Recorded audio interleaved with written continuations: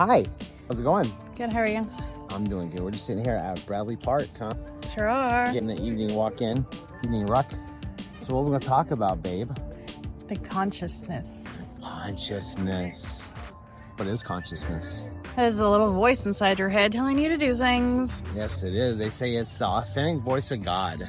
Conscience is the authentic voice of God. I believe that. I know it's the voice of your higher self. That I do know. Which I guess God and our higher self is the same thing. God is everything. God is. So why is it important to listen to your conscience? Because if you tell yourself you're going to do something and you don't do it, you hate yourself. And if you're supposed to do something and you don't do it, and you have that little voice inside your head nagging you to do it, that's your conscience talking to you. So you were saying that it's important to listen to your conscience because it'll nag at you. Yes. I think part of our conscience too is regret, because it also comes to us when, how do I want to go from there? Let's say.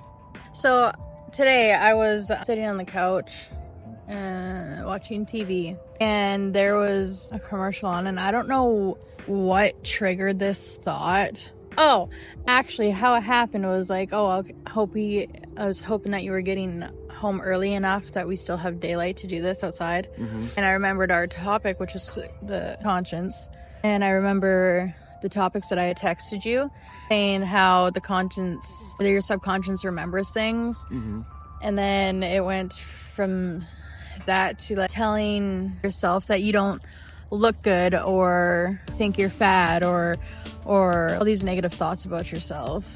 And then I went to listening to affirmations at night, reprogramming your mind. It doesn't. It doesn't. I was gonna ask if your subconscious actually like gets things that you've thought. But no, it doesn't. No, it never gets forgotten. Every thought that you've ever thought, everything you've ever done, everything you've ever seen, even things you didn't even consciously know you picked up, your subconscious remembers. And that's why it's so important to not break your word to yourself. A lot of people don't understand that the reason that they have such low self-esteem, the reason they have such a high degree of insecurity and low confidence is because they constantly let themselves down.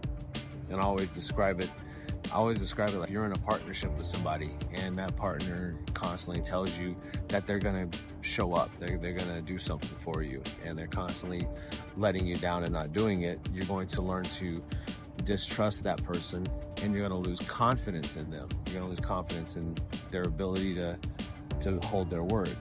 And so that's exactly what we do with ourselves. But most people don't relate that. They don't see that it's the fact that they constantly say, I'm going to get up early, and then they sleep in and hit the snooze button. They constantly say, I'm going to go to the gym and start working out, and then they fall off from working out. They constantly saying that they're going to start this new diet. They go for a week and then fall off of it. Well, they think that it's just done and it's done with, but their subconscious remembers. Your conscious mind is able to receive, it's like 40 bits of data per second. So think of it like as a computer. The conscious mind can pick up or can observe like 40 bits of data per second, while the subconscious mind picks up, it's like 400 quadrillion bytes per second. It basically absorbs everything that is going on within your hearing, sight, smell, everything. It picks up all of that and stores it. And so that's how strong the conscious mind is. Now, when it comes to our conscious self-awareness, now that's a little bit different, the whole thing about being self-aware. But I think sticking with the subconscious and holding your word to yourself is going to be more important right now to help people out, because that's one of the main things that people struggle with the most.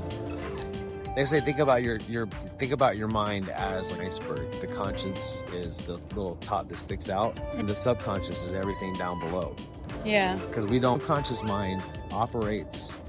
I'm not going to say the subconscious mind. We operate over 90% of our day subconsciously, not even aware of it, that we're doing these things. It all becomes patterns. And so when we constantly break our word, when we're constantly doing these negative habits, we end up doing them subconsciously and not even aware of it. So like how does one go dig into like remembering things from our subconscious. That's just meditation. There's different ways you can do it. You can do it through therapy. You can do it through guided meditations. A lot of the times it's there, but people just aren't really aware of it. It's kind of understanding things. One of the things to understand is, like, you might talk about is understanding the shadow and what the shadow is. Like, shadow self is basically things that we see in other people that we don't like. That's one of the easiest ways to describe it because it's a part of us.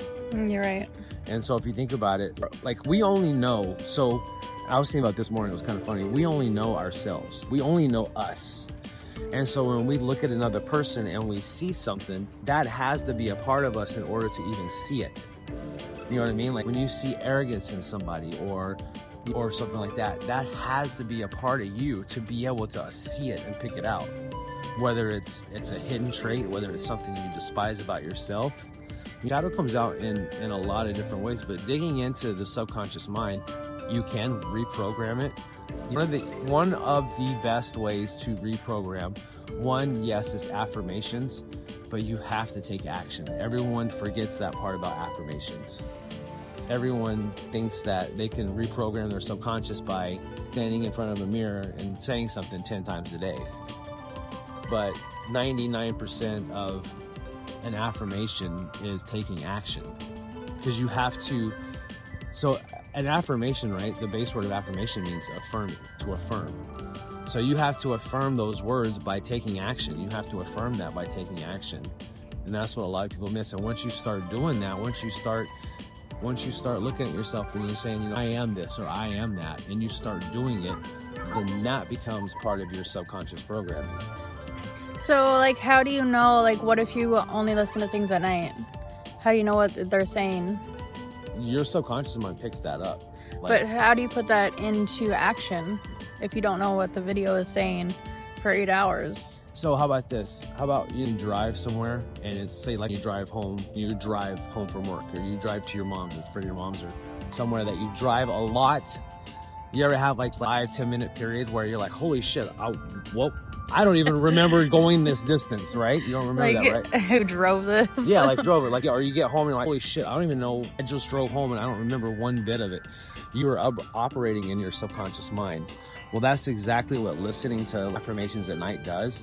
It goes into your subconscious mind, and then when you repeatedly listen to it over and over and over every single night, it starts becoming part of your programming, and you start acting on it subconsciously. So if you're listening to affirmations about wealth and abundance, then you start developing an abundance mindset, but you don't even really recognize it. It works the same way with things like news or with our programming as children. As kids, a lot of us as kids were around parents that had a scarcity mindset. And so as a kid, we didn't know what a scarcity meant. We didn't know what scarcity was. We just grew up being reaffirmed that money doesn't grow on trees. Money's only for the certain few people. Only if these people are wealthy, we all are, poor. And so that is the same thing. That's going into your subconscious mind, and it's programming and wiring you. So listening to affirmations at night, I think that has helped me tremendously too, because I started listening to them at night, and they say that right before you go to bed, and then right before you wake up, in like the first 30 minutes. That's the most important. That's why when I talk to people, I tell them, what do you do first thing in the morning? Most people, they'll go and put on news, or they'll grab like Facebook and they'll go look at this or look at that. They absorb something, they absorb negative stuff, whether it's social media or whether it's the news, or whether it's like they wake up and they listen to this sad song because they were depressed yesterday. So now they want to feel that depressed feeling again. They put this sad music on. It was me. That morning time is one of the most important things. The first thing I do, and I just started this recently, is I set my alarm. I set an alarm for 10 minutes before my real alarms go off. I set my alarm for 10 minutes, and I put my headphones back on, if they're not off, but I put my headphones on, I put this thing on. It's called Morning Rampage by Abraham Hicks. And it's like a morning affirmation that's like, this is a great day. This is a beautiful day. I'm in alignment. Oh, look at the eagle. Beautiful. I thought I was gonna snag a something. Oh, it's going for a fish. Oh, he just landed on the bank. Oh, I thought an eagle was gonna get a fish here. There's a osprey that catches fish. But I listened to that. Oh, it did get something. It did get a fish. Did it? Yeah, it's got it in its talons. See it hanging? I did grab it. That's crazy. That's cool. Well. Sorry, y'all. Yeah, it's called Morning Rampage. I put that on and I listen to that for 10 minutes before my actual alarm goes off. And then as soon as I get up, I go into my bathroom and I recorded an affirmation that I listened to. I recorded an affirmation. It's the one I have pinned up on the thing. It's I'm so grateful that I have 100,000. I'm so grateful that I have 100,000 Instagram followers. I'm so grateful that I make $35,000 a month on online coaching sales, and I'm so grateful for the house that I was able to buy from the online coaching sales. I listen to that every morning, multiple times, and then I put on some sort of like success motivation, and I listen to that. And that's because that's when your subconscious is ready to be programmed. That's good. And I mean, I can tell a difference. It's I think the morning time is one of the most important, because I know a lot of people wake up kind of negative. I think that's our baseline. We're naturally just negative people. We're just human beings are just made negative. It's the only way we would get anything done. If we were low-ground positive, we woke up positive, we wouldn't get anything done because we wouldn't have any motivation to do anything. And so the morning time is definitely the most important time. I tell people to practice gratitude a lot because they think their life is so shitty. And as I say, well, find the root of the problem so you can fix that. And they have no desire to do so. And they keep having a bad day. Well, it's never going to get better if you don't take action on it. You got to put in the work so you can have better days and not focus on the negativity, right?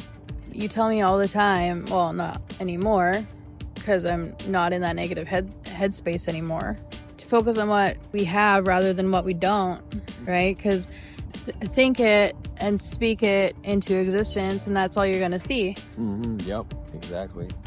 Yep. Right? And then you would think that that little voice inside your head is telling you to smarten the fuck up. You would listen to it, but a lot of people don't. They'd rather just have a pity party. And like these days, like lately, I see like toxic ass shit on social media. Why am I seeing this? Why am I even friends with you on Facebook? I'm so toxic. People just love drama, love the negativity, and I'm not about that anymore. You know,